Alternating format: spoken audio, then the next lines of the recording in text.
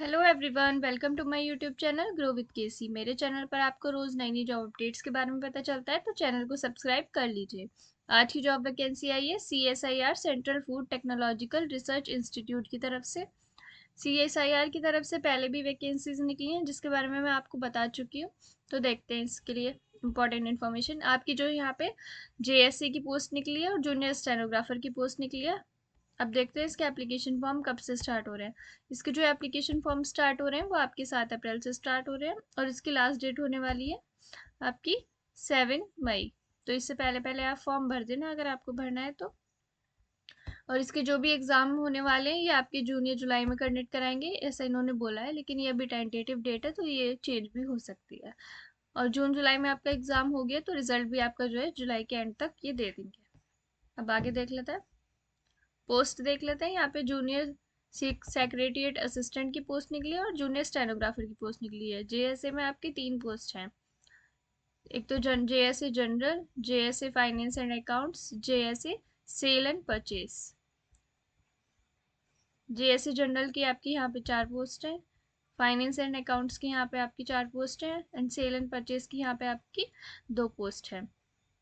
तो इन सभी के लिए आपको लेवल 2 की सैलरी मिलने वाली है जो कि 19,900 से लेके 16,200 तक हो सकती है। टोटल एमोलमेंट्स आपका मिला के 36,220 रुपीज़ तक आपको मिलेगा। और इसमें जो है आपकी जो एज लिमिट है वो आपकी 28 ईयर्स रहने वाली है और जो एज रिलैक्सेशन जो स्पेसिफिक कैटेगरीज को मिलता है वो मिलेगा ही। अब जूनियर स्टेनोग्राफर के लिए देख लेते हैं। यहाँ पे आपकी जो है वो टोटल 6 पोस्ट है। लेवल 4 की सैलरी आपको यहाँ पे मिलने वाली है और 27 ईयर्स का यहाँ पे आपको एज लिमिट दी गई है। अब ये देख लेते हैं, एसेंशियल क्वालिफिकेशन देख लेते हैं। JSA के लिए यहाँ पे आपकी एसेंशियल क्वालिफिकेशन होनी चाहिए 10+2, यानी आपने 12th किया हुआ हो और आपको जो है कंप्यूटर टाइपिंग स्पीड आपकी अच्छी हो। इसमें लिखा गया है कि आपकी जो है 35 वर्ड पर मिनट इन इंग्लिश या फिर 30 वर्ड पर मिनट इन हिंदी की आपकी जो है टाइपिंग स्पीड होनी चाहिए, क्योंकि इसमें आपका एग्जाम होगा और एग्जाम के बाद जो है आपका टाइपिंग टेस्ट कराया जाएगा जिसके लिए आपको 10 मिनट्स का टाइम दिया जाएगा, लेकिन ये सिर्फ क्वालिफाइंग इन नेचर होगा। और अगर आपने जो है 10th के बाद 3 ईयर का आपने डिप्लोमा किया हुआ है, 10th के बाद आपने 12th नहीं की है बल्कि 10th के बाद आपने सीधा डिप्लोमा किया हुआ है 3 ईयर का, तो आप भी जो है इस पोस्ट के लिए अप्लाई कर सकते हैं। अब स्टेनोग्राफर के लिए देख लेते हैं क्या इन्होंने क्वालिफिकेशन मांगी है। स्टेनोग्राफर के लिए आप जो है 10+2 यानी आपने 12th की हुई हो और आपका जो है स्टेनोग्राफी यानी कि शॉर्ट हैंड आती हो। ये देख लेते हैं कि क्योंकि इसमें आपका स्टेनोग्राफी का स्किल टेस्ट होगा तो आपको जो है शॉर्ट हैंड आना कंपलसरी है। 1 dictation for 10 minutes in English और हिंदी। आपको जो है 10 मिनट्स की डिक्टेशन दी जाएगी, इंग्लिश और हिंदी आपको चूज़ करना होगा कि आपको इंग्लिश में करना है या फिर हिंदी में करना है। और इस पे जो है आपकी जो 80 वर्ड पर मिनट की शॉर्ट हैंड की स्पीड होनी चाहिए। इसके लिए आपको 50 मिनट्स का टाइम दिया जाएगा अगर आपने इंग्लिश को चूज़ किया और 65 मिनट्स का टाइम दिया जाएगा अगर आपने हिंदी को चूज़ किया। अब और आगे देख लेते हैं क्या क्या इंपॉर्टेंट इन्फॉर्मेशन है। मैंने इसमें जो इंपॉर्टेंट पॉइंट्स हैं वही मैं आपको बता रही हूँ, बाकी ये पूरा नोटिफिकेशन उन्होंने 59 पेजेस का नोटिफिकेशन रिलीज़ किया है। इसका लिंक मैं आपको डिस्क्रिप्शन में दे दूँगी तो आप वहाँ से जो है इसके बारे में पढ़ सकते हैं। ये इन्होंने पूरा एज रिलैक्सेशन का बताया गया है कि किस किस को कितना एज रिलैक्सेशन मिलेगा, तो आप जो है इसमें सब जाके देख सकते हैं। इतना सब तो मैं पढ़ के नहीं बता सकती, जो जो इम्पोर्टेंट इन्फॉर्मेशन है वो मैं आपको बता दूंगी। सिलेक्शन प्रोसीजर देख लेते हैं। JSA की पोस्ट के लिए आपका क्या होने वाला है, देखिए आपके जो है यहाँ पे 2 पेपर होंगे, पेपर 1 और पेपर 2। पेपर 1 जो है वो आपका क्वालिफाइंग इन नेचर होगा।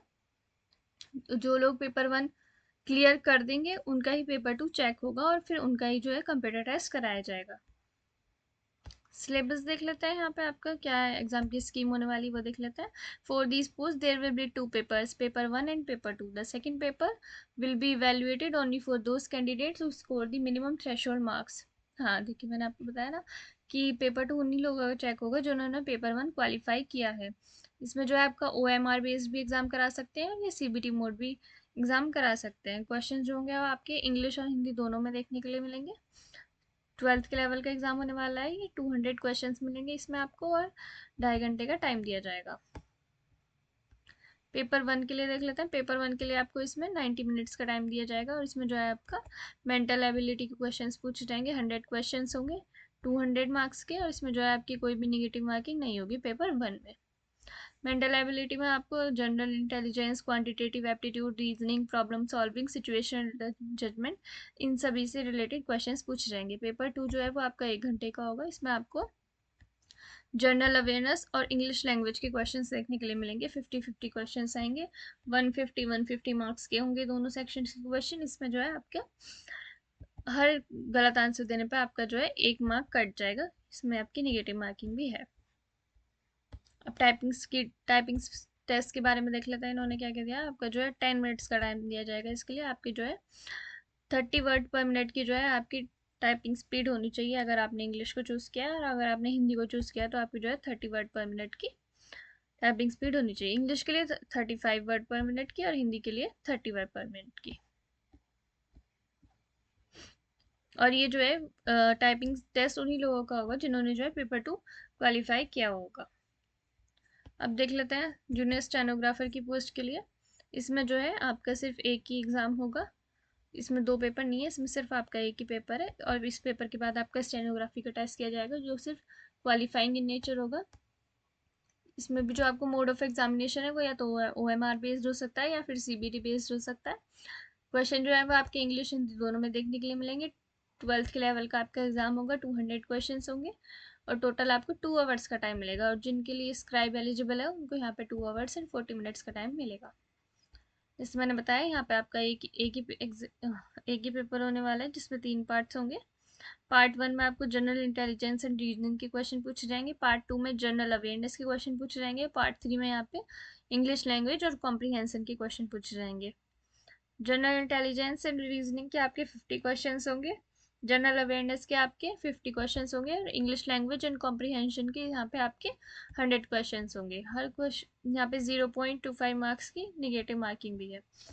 प्रोफिशिएंसी टेस्ट के बारे में देख लेते हैं। The proficiency in stenography will be qualifying in nature. ये जो आपका प्रोफिशिएंसी टेस्ट होगा ये सिर्फ क्वालिफाइंग इन नेचर होगा, इसके बेस पे आपकी मेरिट नहीं लगेगी।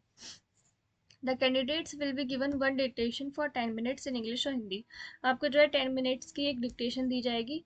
आपने इंग्लिश चूज़ किया तो इंग्लिश में दी जाएगी, हिंदी चूज़ किया तो हिंदी में दी जाएगी, और आपको जो है 80 वर्ड पर मिनट की स्पीड से ये डिक्टेशन दी जाएगी। तो आपको इसको लिखना होगा। इंग्लिश चूज़ किया है तो आपको जो है 50 मिनट्स का टाइम मिलेगा। हिंदी चूज़ किया है तो आपको 65 मिनट्स का टाइम मिलेगा। और जिनके लिए स्क्राइब एलिजिबल है उन्हें इंग्लिश में 70 मिनट्स का टाइम मिलेगा और हिंदी में उनको 90 मिनट्स का टाइम मिलेगा। ये जो है आपका स्किल टेस्ट जो है ये सिर्फ क्वालिफाइंग इन नेचर होगा, इसके बेसिस पे आपकी मेरिट नहीं लगेगी। मेरिट जो है आपकी वो रिटर्न एग्जाम के बेसिस पे ही लगेगी। अब और देख लेते हैं इसके बारे में, हाउ टू अप्लाई के बारे में देख लेते हैं। Eligible and interested candidates are required to apply online. इसमें जो है आपको कोई भी ऑफलाइन फॉर्म नहीं भरना है, ऑनलाइन ही आपको फॉर्म भरना है। ये 2 वेबसाइट इन्होंने दी गई है, या तो आप इस पर जाके या फिर आप इस पर जाके फॉर्म भर सकते हैं। ऑनलाइन एप्लीकेशन आपको यहाँ से भरना है, और आपको जो है यहाँ पे 500 रुपीज़ की फ़ी पे करनी होगी जो कि नॉन रिफंडेबल है। और जो SC ST PWD women ex serviceman ये सारे कैंडिडेट्स हैं, इनको कोई भी फ़ी पे नहीं करनी। अब और देख लेते हैं। ये इन्होंने पूरी लिस्ट दी है कि ऑनलाइन फॉर्म भरते हुए आपको जो है इन सारे डॉक्यूमेंट्स को अटैच करना है। तो आप या तो इसका स्क्रीनशॉट ले लीजिए या फिर आप जो है मेरे डिस्क्रिप्शन में जाके ये नोटिफिकेशन डाउनलोड कर लेना और वहाँ से जो है सारा कुछ देख लेना कि आपको क्या क्या डॉक्यूमेंट्स वहाँ पे अपलोड करने हैं। बस यही थे इसके बारे में इंपॉर्टेंट इन्फॉर्मेशन। ऐसी नई नई इन्फॉर्मेशन के लिए, नई नई जॉब अपडेट्स के लिए आप मेरे चैनल पर बने रहिए और मेरी वीडियो को लाइक कीजिए और मेरे चैनल को सब्सक्राइब कर दीजिए।